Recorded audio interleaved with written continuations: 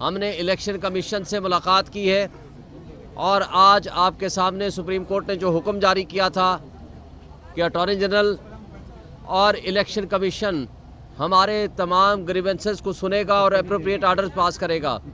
हमने अपने तमाम ग्रीवेंसेस जो कि सैकड़ों की तादाद में हैं, जहाँ जहाँ से रिपोर्ट्स हुई हैं वो हमने उनको बताई हैं। इलेक्शन कमीशन ने, जिसमें चीफ इलेक्शन कमिश्नर और मेंबरान ने हमें तहम्मुल मिजाजी से सुना, सारे हमारे मसाइल नोट किए और उन्होंने हमें यकीन दिलाया है कि जिन जिन हलकों में, जिन जिन जगहों पे, जिन जिन हमारे कैंडिडेट्स के साथ ज्यादती हुई है उनका इजाला किया जाएगा। उन्होंने अभी एक लेटर जारी कर दिया है और अभी आपको एक प्रेस रिलीज़ भी जारी कर देंगे, आपको पहुंचा देंगे। और साथ ही उन्होंने ये वादा किया है कि जिनके ग्रीवेंसेस हैं वो सारे रिड्रेस होंगे और जिन रिटर्निंग ऑफिसर्स ने कोई सहूलतकारी की है, फ्री एंड फेयर इलेक्शन के रास्ते में रुकावट पैदा करने की कोशिश की है, जिन पुलिस ऑफिसर्स या ऑफिशियल्स ने कोई भी गैर आइनी, गैर कानूनी काम किया है या कोई भी फ्री एंड फेयर इलेक्शन की स्मूथ रनिंग में कोई मसाइल पैदा करने की कोशिश की है, उन सब के ख़िलाफ़ एक्शन होगा। और न सिर्फ एक्शन होगा बल्कि उनको तब्दील भी कर दिया जाएगा। और आज वो कोई भी मुनासिब कुछ डायरेक्शंस उन्होंने जो उनके पास पहुंच चुकी थी उनकी हद तक उन्होंने डायरेक्शंस जारी कर दी हैं और भेज दी हैं।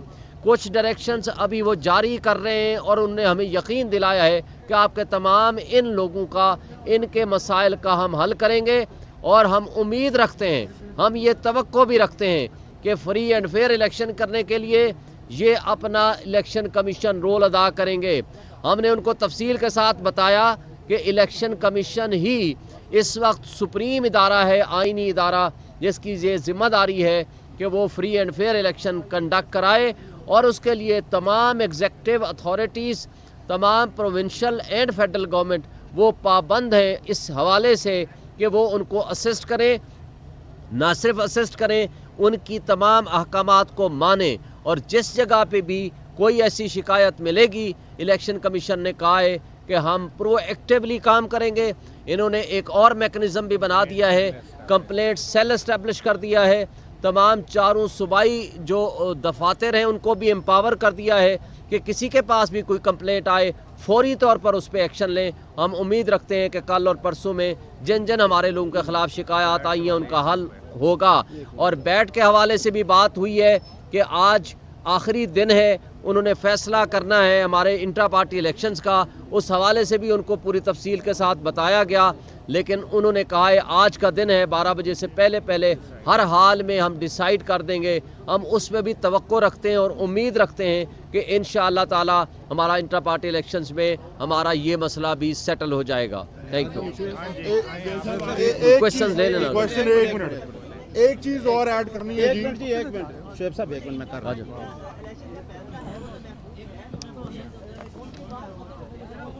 एक मिनट बोल लिया, एक मिनट।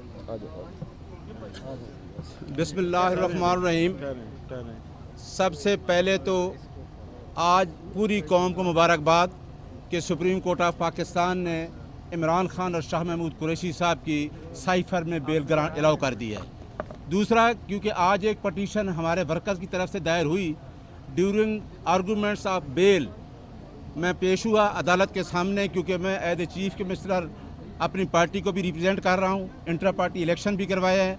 तो हमने वहाँ पे कहा कि जिस तरीके से तहरीक इंसाफ के workers, leadership, candidates, proposers, seconders के साथ जो सलूक किया जा रहा है, उसके लिए हमने पटिशन लाया सुप्रीम कोर्ट ऑफ पाकिस्तान में, और ये जितना ही हो सके दर्ज करके जल्द इसको सुना जाए। सुप्रीम कोर्ट ऑफ पाकिस्तान के एक्टिंग चीफ जस्टिस सरदार तारिक साहब और 2 मोहतरम जज साहबान ने हमारी पटिशन उसी टाइम टेकअप की और उसी टाइम उस पटिशन को सुना। और साथ ही आर्डर, क्योंकि आर्डर अभी आ जाएगा, कि ईसीपी को आर्डर किया है कि आप इनको पूरी सिक्योरिटी दें। जिन लोगों को उठाया जा रहा है, जिन लोगों के पेपर छीनकर फाड़े जा रहे हैं, जिन प्रपोजर, सेकेंडर और एफिलेटेड वर्कर्स को हरासमेंट किया जा रहा है, उसके लिए पूरी सिक्योरिटी दें। जहाँ पे आरओज़ के दफ्तर हैं, डिस्ट्रिक्ट रिटर्निंग ऑफिसर के दफ्तर हैं, वहाँ भी सिक्योरिटी दी जाए। उस पटिशन की नज़र में सुप्रीम कोर्ट ऑफ पाकिस्तान ने कहा कि आज हम जाकर इलेक्शन कमीशन के साथ मीटिंग करें। अभी इलेक्शन कमीशन के सामने अपनी तमाम तफसीलात हमने रख दी हैं और सामने इस सारी चीज़ें ये रखी हैं कि हमारे वर्कर्स के साथ, हमारी लीडरशिप के साथ, हमारे तमाम जो वोटर्स हैं उनके साथ क्या हो रहा है। मेरे साथ जहां हमारे बैरिस्टर उमैर न्याई साहब मौजूद हैं, आपने मीडिया पे देखा होगा, उसके वालिद साहब गए हैं मियांवाली में, वो नॉमिनेशन पेपर जमा कराते हैं और वहाँ का डीएसपी उनसे नॉमिनेशन पेपर छीन लेता है। ये बात भी हुई, शाह महमूद कुरैशी के हल्के की बात हुई और उस्मान डार की वालदा की बात हुई। और जहाँ जहाँ, क्योंकि हमारे पास सोशल मीडिया भरा पड़ा हुआ है, शुक्र है कि मीडिया हमारे साथ खड़ा है।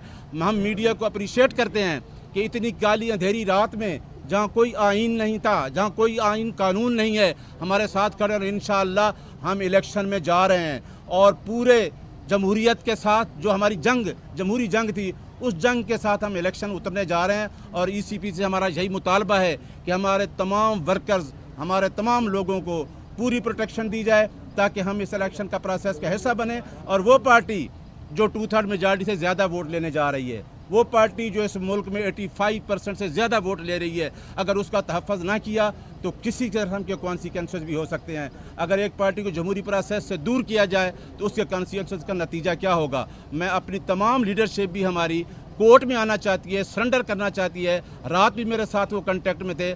हम जमहूरी प्रोसेस का हिस्सा बनना चाहते हैं। किसी आइनी इदारे या किसी इदारे से हमारी जंग नहीं है। हमारी जंग सिर्फ ये है कि हमने वोट से जंग जीतनी है। एक आखिरी एक मिनट कि आपके वकील ने कल दरख्वास्त दी, इलेक्शन कमीशन ने कोई एक्शन नहीं लिया, वही बताने हैं। कोर्ट ने जी, ये एक कहा ये करने के लिए, तो तभी इन्होंने किया। आपने जी बिल्कुल, इलेक्शन कमीशन जो है, वो दबाव हमने एक नहीं दी, हमने शौकत बसरा साहब, उमैर न्याजी साहब, कई पटिशन हमारे पास आ चुकी हैं। दरख्वास्त के ऊपर इन्होंने एक्शन क्यों नहीं लिया? कि जिन कोई एक्शन नहीं लिया किसी बताए ना। जी यही तो बताए। सुप्रीम कोर्ट में तब भी गए थे, सुप्रीम कोर्ट में तब भी गए थे कि किसी पटिशन के ऊपर कोई एक्शन नहीं ले रहे। यहाँ पे कोई मेलाफाइडी नज़र आ रही थी कि हर जगह पे लोगों से पेपर छीने जा रहे हैं और उस प्रोसेस से निकाला जा रहा है। आज हमारी इसी का सवाल इसी की कंटिन्यूटी में है। जोता साहब से सुन लेना, अंदर थे अभी। एक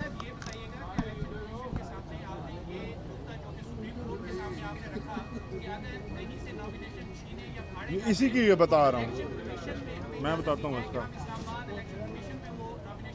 यही बताने लगा हूँ। जी हुई, बहुत शुक्रिया जी। एक मिनट, सुप्रीम कोर्ट में जो बात हुई वो सारी हमने बता दी कि सुप्रीम कोर्ट में ये बात थी, जिस तरह चीजें वो सारी गुजारिशात बता दी। अगर ना हुआ 2 दिन है, हम सुप्रीम कोर्ट में कंटेम्प्ट दायर करेंगे। अच्छा जी, मैं पहले थोड़ा सा बता दूं कि अंदर हमने डिमांड क्या रखी और उसके ऊपर उन्होंने रिप्लाईज क्या दिए। हमने पाकिस्तान भर से हमें कुछ जो कंप्लेंट्स हैं वो मौसूल हो रही हैं। जैसे कि पहले हमने अनाउंस किया था कि पाकिस्तान तहरीक इंसाफ के सोशल मीडिया टीम की तरफ से जो नंबर दिया गया है उसके ऊपर अपनी कंप्लेंट दर्ज करवाएं। हमारे पास टोटल 40 के करीब शिकायत आई। हमने एक शिकायत, जिसमें कुछ साहिबान का नाम अभी ले लिया गया है और कुछ जो है वो आप मीडिया के थ्रू रिपोर्ट कर रहे हैं। ये तमाम नाम और उनके इंसिडेंट्स जो हैं वो इलेक्शन कमीशन के सामने रखे हैं। और डिमांड जो की है हमने मेन डिमांड वो ये की है कि अगर 2 दिन के अंदर हमारे कैंडिडेट्स को नॉमिनेशन फॉर्म जो है वो जमा करवाने में जिस तरह की रुकावटें हैं, इसी तरह से सिलसिला जारी रहता है और हमारे लोग नाकाम हो जाते हैं, तो फिर क्या हल होगा। हमने डिमांड की कि अगर आपके पास कंप्लेंट यहाँ पे आ जाए तो आप उस कंप्लेंट को नॉमिनेशन पेपर ही कंसिडर करें। इसके ऊपर इलेक्शन कमीशन ने बड़ा वाज़े तौर पर कहा है कि हमें कंसल्टेशन के लिए टाइम चाहिए। इलेक्शन कमीशन ऑफ पाकिस्तान इसके ऊपर हमें बाद में प्रेस रिलीज़ के ज़रिए जवाब देगा। अब हम उसका इंतज़ार करेंगे कि वो क्या कर रहे हैं। लेकिन इन द मीनवाइल जहाँ पर हैरेसमेंट के इंसिडेंट्स हो रहे हैं, पेपर छीने जा रहे हैं या पेपर सबमिट करने में मसाइल दरपेश हैं, वो तमाम लोग पाकिस्तान तहरीक इंसाफ की सोशल मीडिया की तरफ से जो नंबर जारी किए गए हैं उनके ऊपर अपनी कंप्लेंट दर्ज करवाएं ताकि उनकी कंप्लेंट ऑन रिकॉर्ड यहाँ पे पहुँच सके। जो भी लीगल एक्शन होगा फिर उसकी बुनियाद के ऊपर होगा। बहुत शुक्रिया। सही हो गया।